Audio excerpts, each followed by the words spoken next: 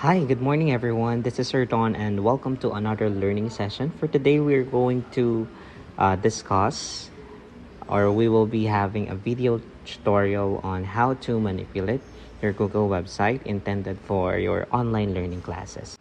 As for the objectives, our objective for today would be for you to learn how to create and customize your Google site for classroom use, and as well as you'll be able to integrate Google tools like Google Docs, Google Slides, Google Forms, and even Google Drive for your site to support student learning. This will be a step-by-step tutorial on how to do it. So you will be guided in case na nalilito po kayo. Okay. First, what you have to do is you need to have your device. Currently, pag mag-edit po tayo ng Google site, hindi po siya pwede sa cellphone. Ang pwede po sa kanya ay sa inyong mga tablets or sa inyong mga laptops. So first, what you have to do is make sure na naka-sign in po si FinmaEd account ninyo, yung work email po natin, and then directly go to Google. Now, pag nandito na po kayo sa Google, I want you to look at the Google sites and click the Google site for you to access the site.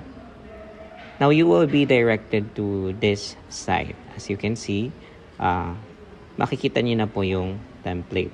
Now, kapag sinend ko po sa inyo or sa inyong mga coordinators and subject heads, yung template natin, makakakita po kayo ng edit button sa baba.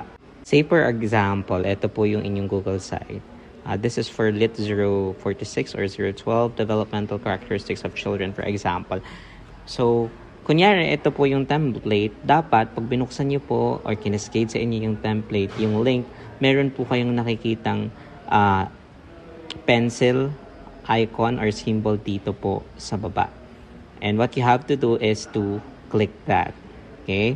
So, kapag hindi po lumalabas yung pencil symbol or yung button, ibig sabihin po wala po kayong edit access.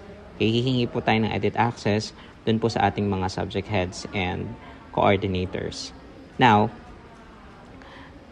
kapag may access na po kayo, makikita ninyo po na ganito yung interface noong ating website for our teachers. Now, ang kunin nating example is yung mismong template na gagamitin natin. Okay, reminders lang po na make sure na magkaroon tayo or mag-make a copy tayo sa lahat ng forms at sa lahat ng templates before we edit. Again, let's make a copy for each.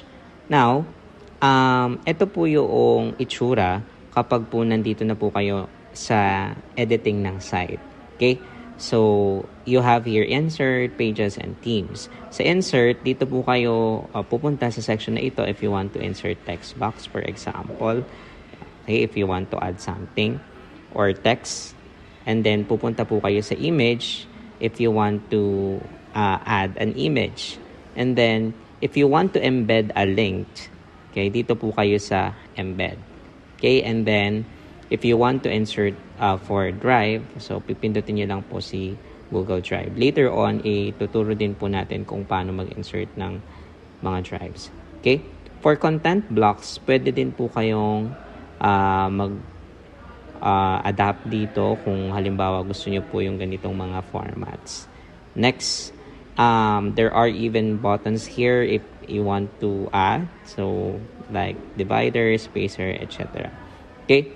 Now, I would like to highlight the YouTube, okay, also, kasi dito natin i-upload yung mga video lecture natin para unlimited play siya. Okay? So, dito nyo po siya pipindutin kapag gusto nyo pong mag-insert ng video lectures or ng mga video materials na galing sa YouTube. Anyways, you're not restricted po to having video lectures only. Pwede po kayong, kung meron po kayong mga supplementary materials, videos, documents, or any other supplementation ay pwede rin po. Okay?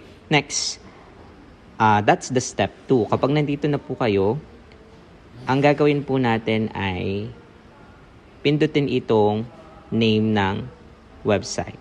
Okay? So, iibahin po natin yan based po sa ating subject code or sa ating pangalan ng subject. For example, ang kukunin po nating subject ay business communication. Just an example. Okay? So, magiging BAM 006 po ito. Next. Okay, BAM 006 na siya. Papalitan mo rin po yung nandito sa taas na BAM 006 or depende po sa subject description. It's discretionary po sa inyo. The next thing that you will do is to, of course, rename the banner ng site natin. So, hindi na po siya purposive since this website will be intended for business communication. So, lalagay lang po natin business communication. Okay. Now, pwede nyo po itong i-edit. Depende sa laki, etc. etc. But we will be uploading guidelines for formatting. Next, ang gagawin po natin ay iibahin din po natin yung banner. Depende po sa banner na gusto natin. Okay? Pwede po kayong mag-search. Okay? Pag pinindot nyo po yung image, okay, pwede po kayong mag-upload. Pag mag-upload po kayo, galing po sa inyong gallery. Kapag nag-select naman po kayo, pwede pong naka-upload yun sa Drive or pwede po kayong mag-search sa internet. Okay? Ng pang-cover po ninyo. Now, may ginagamit din po tayong AI tool about that. Ang tawag po sa kanya ay Whisk Lab. Ngayon, pag tinype nyo po yung Whisk Lab, ito po yung itsura niya. Ayan. Okay. Click nyo lang po yung enter a tool and then click nyo lang po yung account na gusto nating gamitin. And then you sign in.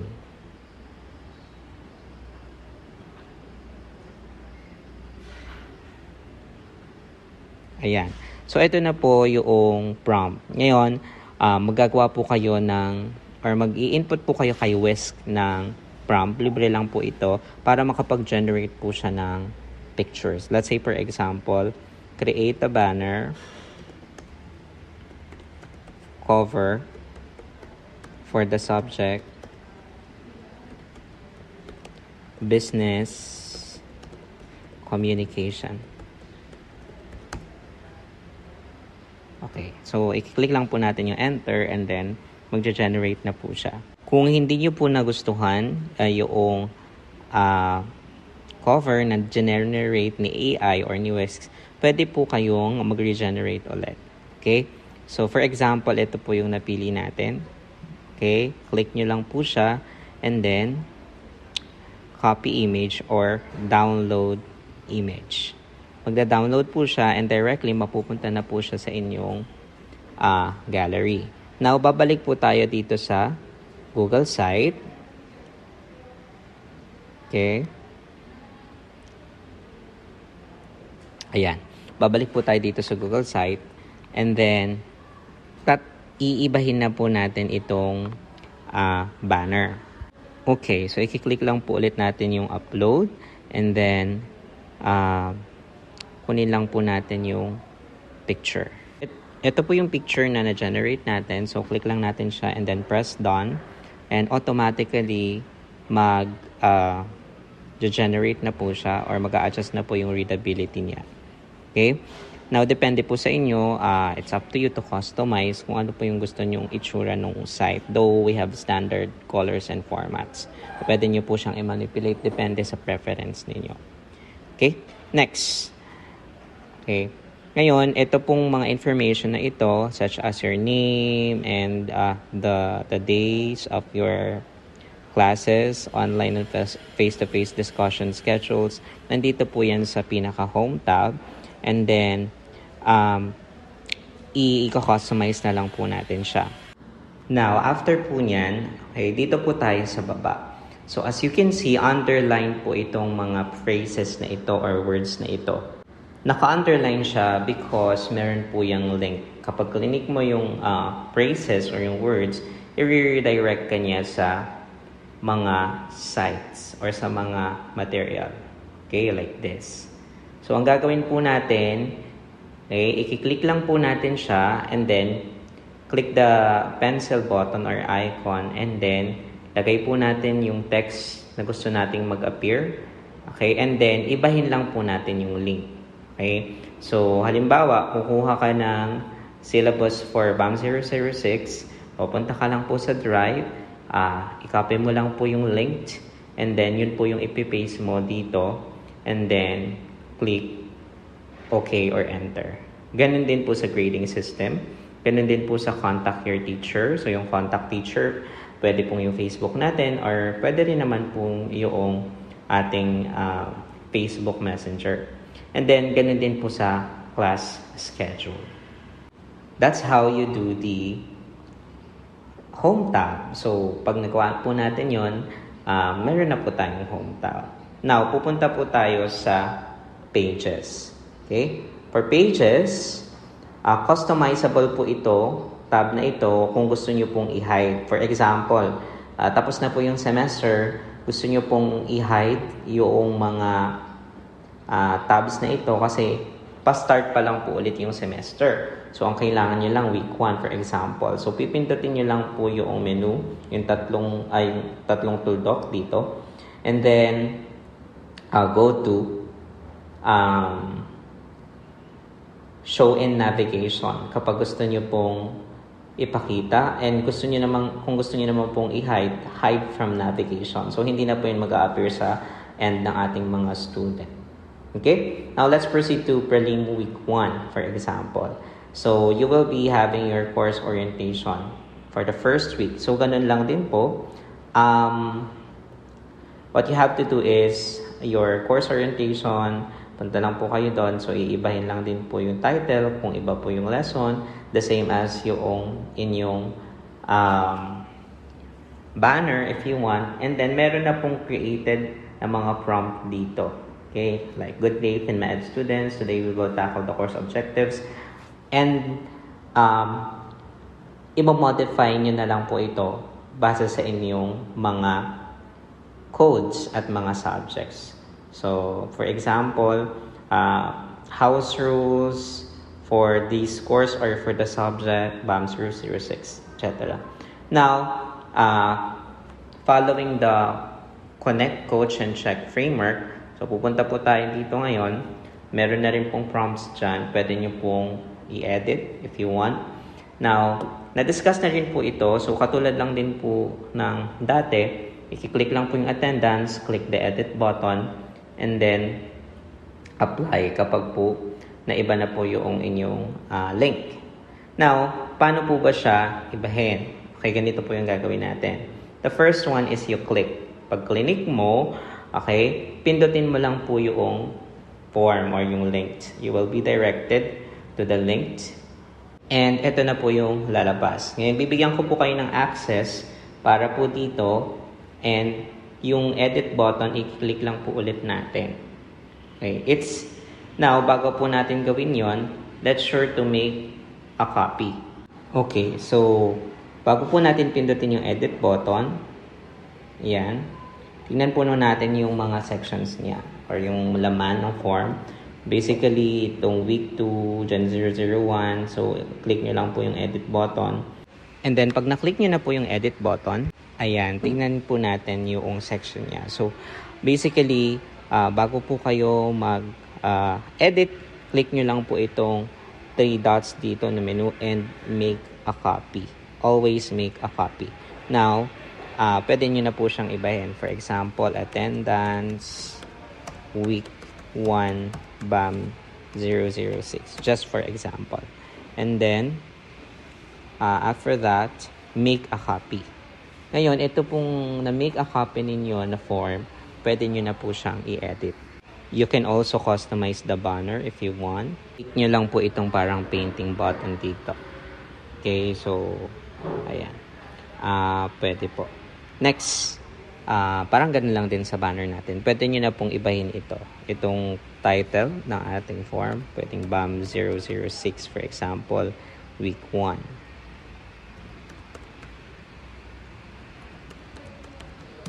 There.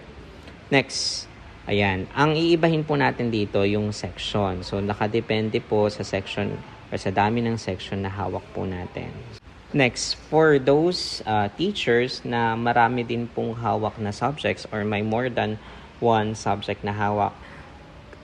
Click lang po natin yung copy and then i-modify lang po natin ito to subject. Okay, maglagay lang po na tayo ng prompt na subject for example. And then, ibahin din po natin yan for example, BAM 006, Gen 001, FOL 002, and so on and so forth. Now, pag naiba po natin yan, okay, may date din po dito para malalaman po natin kung anong oras at kung anong araw sila nag-submit. Then after that, okay na po yung form natin. So, ang gagawin po natin after, kung hindi po nag-a-appear yung mga button sa taas, i-refresh nyo lamang po. And then,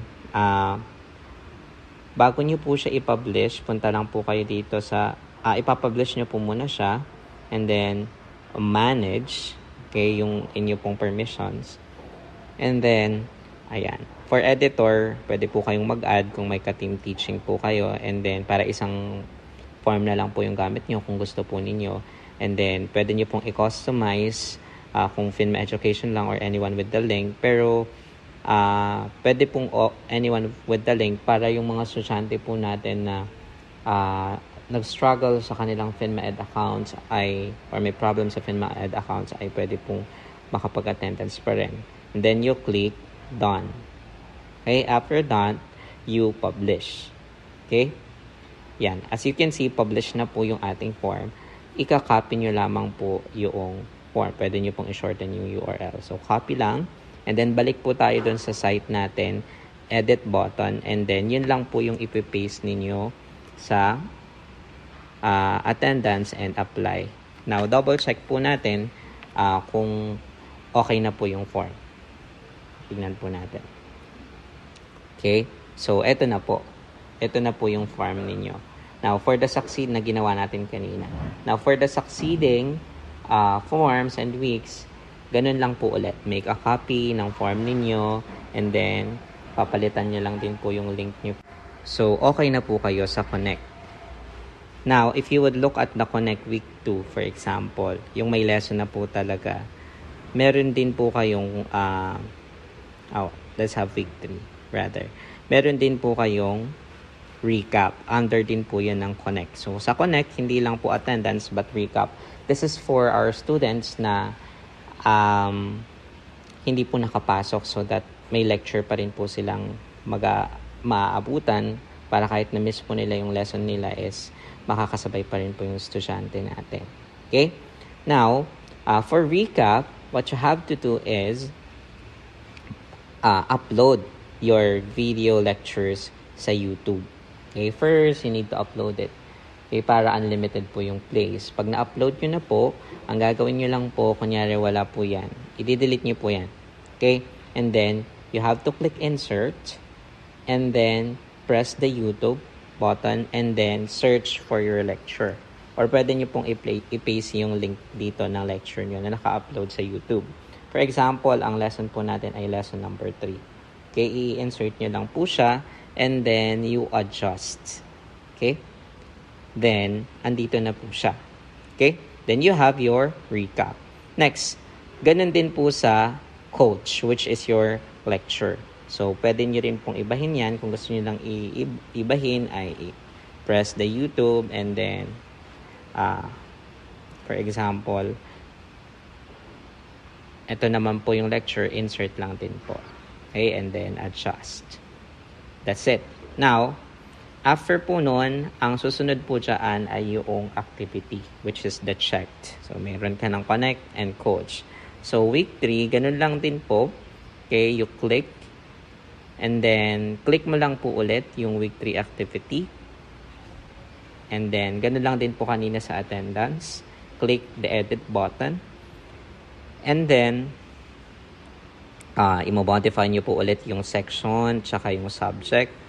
And then, pwede nyo na pong i-upload yung inyong activity. So, when it comes to activity, depende po nagbabari yung form natin kung performance task ba siya, essay ba siya, diagram completion ba siya, katulad ng mga skill building na ito.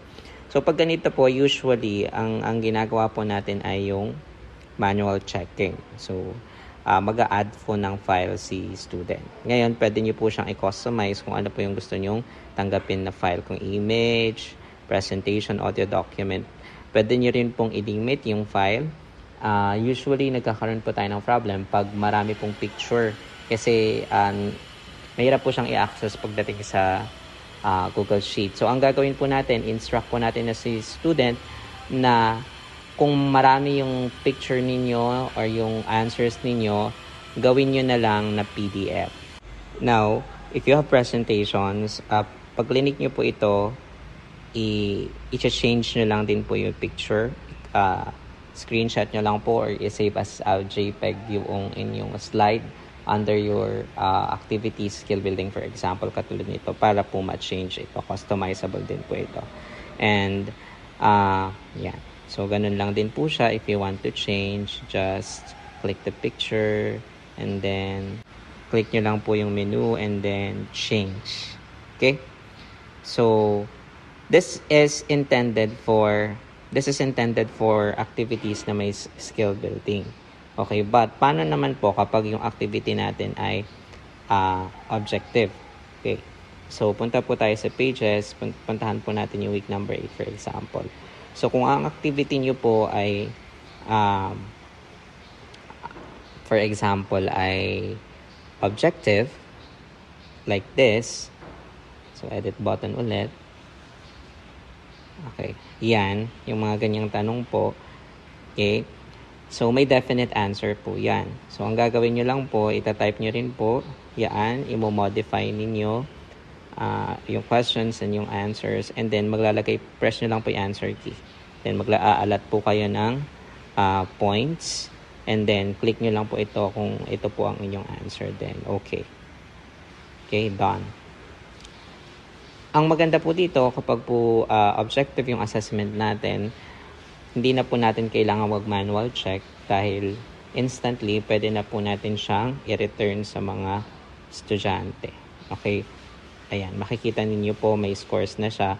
I-release nyo lang po yung score. But, to avoid yung pong nagsasenda ng sagot, for example, so, you make this as a quiz, i-check nyo lang po ito, and then, later after manual review, para po pag nagkasagot si student, hindi niya po makikita yung kung tama ba or mali yung sagot niya agad. So, next, pwede nyo rin pong i-connect yung lock mode. Yung lock mode po, okay, hindi po sila allowed na mag-open ng tabs during your quiz or during your assessment. So, ito lang po yung naka-open. Okay? So, as you can see, I have 360 responses here.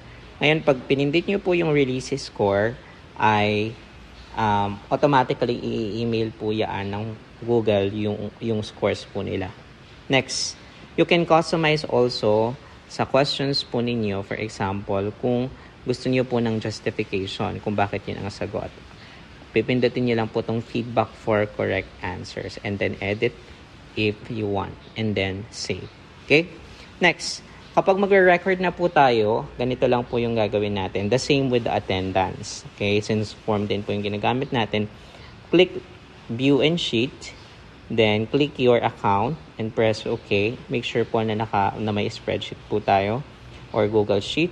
So, eto na po, redirect na po tayo sa ating sections, sa ating responses. So, ang gagawin lang po natin dito sa name, dito sa section, mag-create lang po tayo ng filter.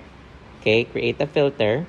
Pag nakapag-create ka na po, so kung ang i-record mo lang for this day ay bid main 2, okay, yan lang po yung lalabas. And para mas mabilis, okay, i-arrange mo rin po siya from A to Z para naka-alphabetical na po agad. And then after that, okay, tignan mo lang po yung scores nila at saka yung name nila.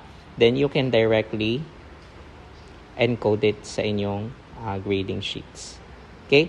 As for manual checking naman, ganun lang din po ulit yon, but ang gagawin nyo naman po ay ganito.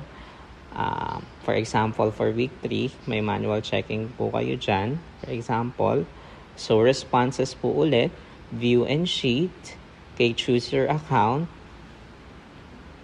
and then, okay, yung for manual checking, for example, okay, i-click nyo lang po siya.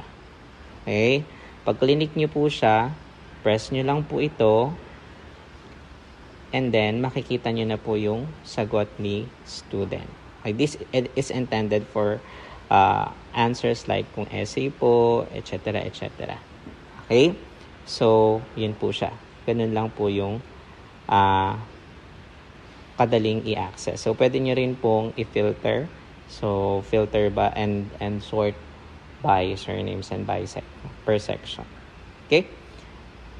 So, yun po siya. Next, pwede nyo pong i-on and off ang inyong form for deadlines. Pwede rin po iyon. Ang gagawin nyo lang po ay pupunta po kayo sa responses, and then accepting responses, i-off nyo lang po yan para po hindi na po makapag-submit sa student. Ganun din po sa attendance. So, yun po siya. Balik po tayo dito sa ating lecture. Now, kapag meron na ating site rather, pag after po nyan, so meron na po kayong connect, coach, and check, pupunta po kayo sa reflecting on my learning. And then, ganun lang din po ulit. So, meron na po tayong ginawang form dito, but you can customize. So, basically, this gives you a gist kung ano ba yung nakikita ng estudyante ninyo or perception ng students ninyo doon sa inyong online classes. So, i-modify nyo lang po ulit yung sectioning at saka mag-add lang po kayo ng duplicate for subjects. And then, there you go. Pwede nyo pong i-modify po ito at i-tailor. And pwede rin po silang maglagay ng feedback here. Okay? Then, pag nagawa nyo na po yun, kiklik nyo lang po ito, edit, and then paste the link, and then apply. Okay? And then, after that, you will click the publish button. Habol ko din po pala, if you may have questions, no? Like, paano naman po kapag hindi sa YouTube, ang i-upload ko po ay supplementary reading material, for example. So, pupunta ka lang po sa Drive, i-upload mo lang po sa Drive, and then i-search mo lang, for example, yung supplementary material. So, for example, ito po yung supplementary material or yung inyong presentation. So, click nyo lang po yan, and then insert lang din po, adjust nyo lang din po, and then andyan na po siya. Okay? Just make sure na yung access po natin ay naka-view or naka-edit. Hindi po naka-restrict para po ma-access ng mga estudyante po natin. And then, okay, for each week, i-duplicate lang po natin yung ating pages. Duplicate page lang po, and then modify lang po natin for each of the week. And then, pwede rin po tayong mag-announce dito. May announcement po dito sa baba, so you can modify that also. Okay? Next, pag po nagawa na po natin yan, ipapublish lang po natin siya. Okay, for example, this one. Okay, let's have click the publish, and then ipublish po natin siya, and then view publish siya. Okay, pag na-view nyo po, eto na po yung ating mag-a-appear sa ating estudyante. Now, double check nyo po kung tama yung attendance, tama yung mga activities. Okay? So, basically, ganun lang po siya. Now, if you're going to collaborate, update lang po kayo ng access dito, and i-add nyo lang po yung inyong mga teachers na gusto nyo pong i-collaborate. Okay? So, yun po siya. Next, how about the assessment? So, for assessment, ganun lang din po. For example, video advocacy, yung inyong ipapagawa. So, ayan na din po. I-change nyo lang po ito. Replace the image for your rubric. And then, for accessing a file. So, ganun lang din po sa dati kanina. So, click the edit button, and then ipipaste nyo lang po yung link ng inyong Google Drive. Okay, para pag clinic po nila yung guidelines, ma-redirect na po sila doon sa ating rubric, and then they can freely edit, they can freely print and also study on how they will be graded. Okay, pwede rin po tayong mag-insert. Ganun lang din po, mag-insert po tayo galing sa YouTube kung may mga examples po tayo or any other site. So, Ganun lang po siya kadali. It is as if you are making your PowerPoint presentations. So, every week po yan. And then, our goal po for before the classes start, by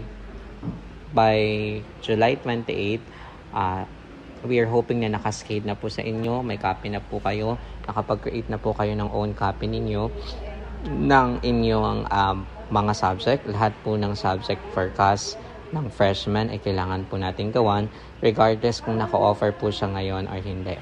Okay, then hindi naman po kailangan na meron na agad lahat video lectures o week per week naman po ito. If you have any questions and further clarifications, feel free to message or contact me or contact your subject heads and department coordinators. And we are very happy and willing to assist you. This has been Sir Don, and today we have discussed on how to do, modify, and create your own Google website for your online learning classes. Thank you so much. This has been Sir Don.